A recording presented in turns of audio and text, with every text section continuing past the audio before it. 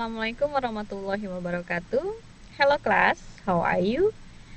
This is our 8th meeting.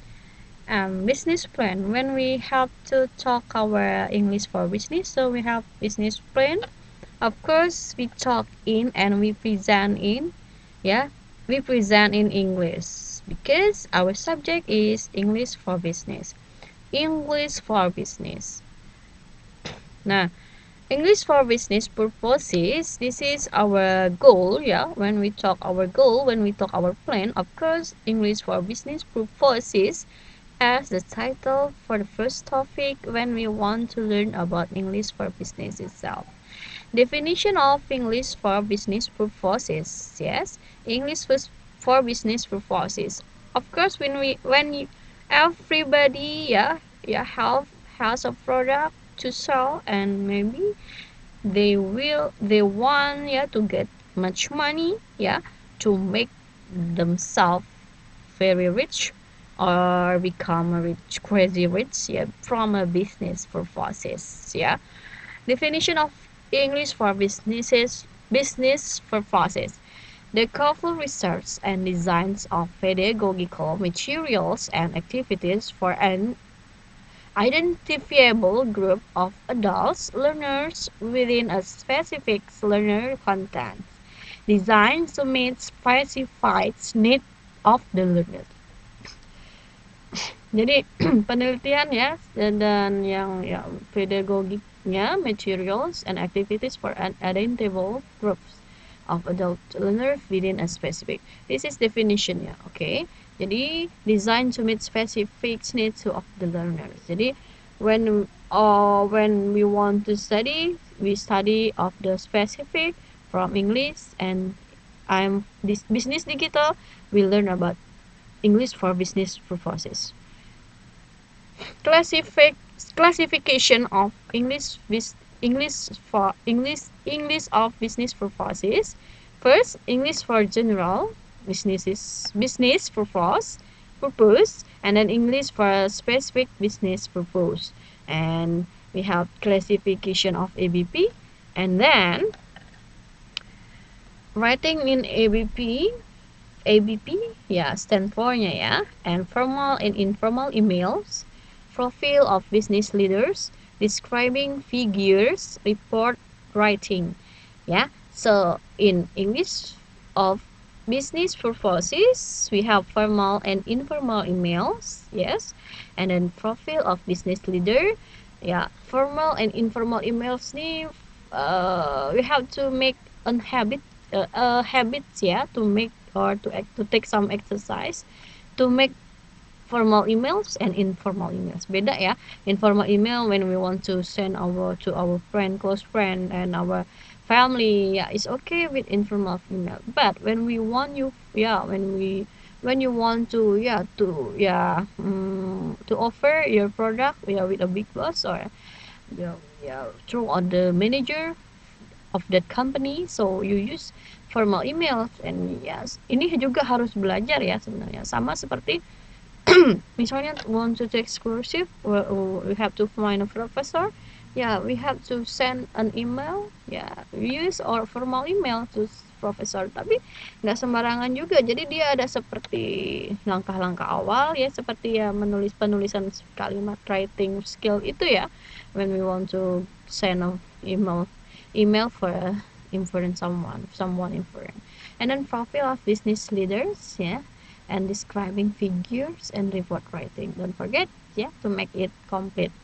And then listening in English of business purposes, listening and notes taking, listening for this, listening for detail.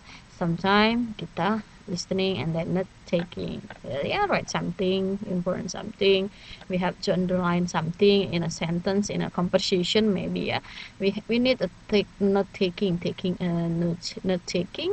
sometimes taking something to write and help underline of the words importance to keep fresh on our mind sometimes.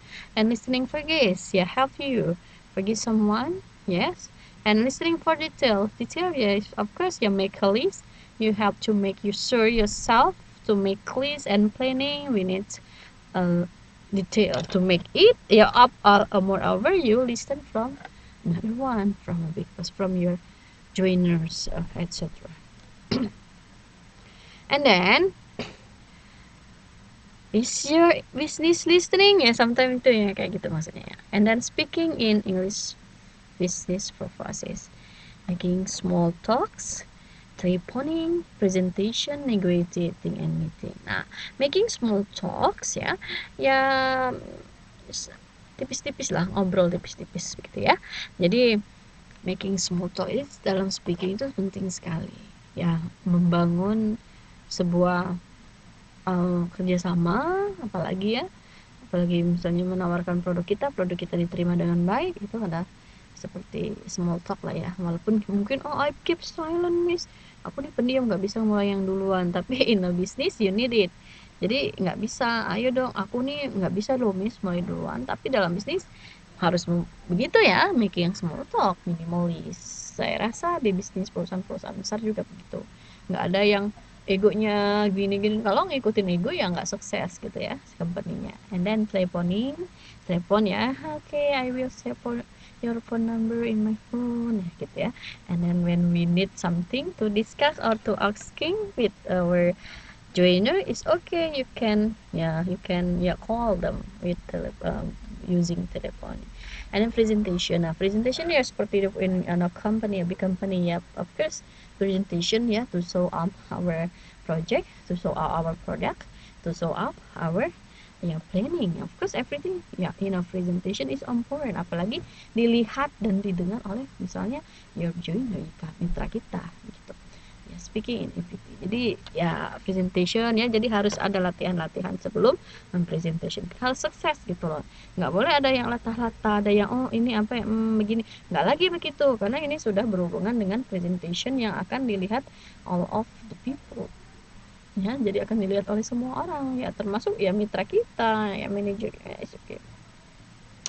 Ya terlepas kita when we have a product and then we just offer to them, is okay, you have to present juga kan. Jadi ya harus dilatih begitu public speakingnya. Ini sudah kita bahas pada pertemuan ke 2, 3 dan seterusnya, itu tentang public speaking kita, bagaimana bagaimana cara kita untuk melatih public speaking kita yang tadinya mungkin keep silent ya, nggak bisa. Dalam bisnis harus yang small talk minimally ya, saya bilang, walaupun nggak talk aktif, small talk is very important to start your business. And then negotiation, nego ini ya seperti itu tadi ya, di dalam bisnis ada nego-negoan gitu. Kalau nggak ada jual, nggak ada yang beli, buyer and seller gitu ya, mereka berdua itu tetap selalu ada, there is always negotiating gitu ya. Jadi something like that is business that is a common phenomenon ya, phenomenon gitu ya, common ya we call that scenery lah ya, a beautiful scenery ya, mungkin kalau bisa dibilang seperti itu. Jadi seperti pemandangan yang sudah umum gitu, atau pemandangan yang beautiful lah ya, saya bilang. Walaupun sebenarnya negotiating itu ya intinya yang satu nggak rugi gitu, jangan sampai ada yang ruginya. Itu yang what is the meaning of negotiation. I think kalau kita ngomongin nego ini udah biasa lah ya. Kalau misalkan kamu buyer and then I am seller gitu ya, there is negotiation. It's okay ya, when seller and buyer nggak rugi ya nggak apa, produk yang ditawarkan dan produk yang akan dibeli itu harus benar-benar jelas dengan melalui negosiasi tadi. Oh ini kan donatnya, misalnya jualan donat nih ya, donatnya fresh, donat freshness judulnya, tiba-tiba donat kemarin dia nggak ada ngomong, nggak ada ini, masih dipajangin lagi di etalase sama buyer buyer, udah lain nih rasanya, kan beda loh yang fresh from the oven dan yang sudah nginep gitu ya. Saya udah bener-bener ya, kalau kuliner, bisnis kuliner itu bener-bener harus diperhatikan ya, kualitasnya apanya itu jangan sampai nginep. Oke, nginep, besoknya kita jual tapi udah beda lagi nego tadi ya. Ini Bu, kemarin udah nginep nih sehari misalnya donatnya ya, saya jual lah misalnya 45.000 gitu ya, atau 35.000 kalau misalkan dihitung-hitung biaya produksinya tidak bisa balik modal ya, silakan begitu maksudnya. Jadi kalau kita bisnis ya, we have to Kalau nggak mau lari pelanggannya ya, ya saya